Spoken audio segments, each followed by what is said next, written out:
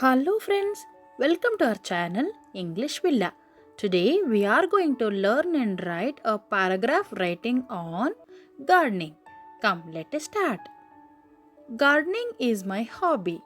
There is a piece of land behind our house which I have turned into a small garden.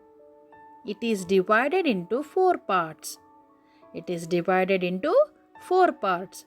In the first part, I have grown many flowering plants that give off a pleasant fragrance. The second part has some vegetable plants. The second part has some vegetable plants.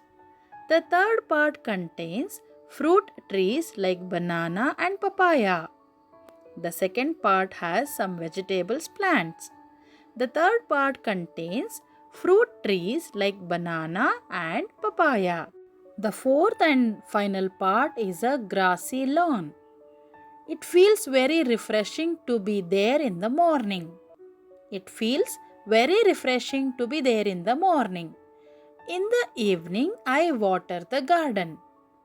Gardening gives me a lot of joy and satisfaction. I hope you like this video.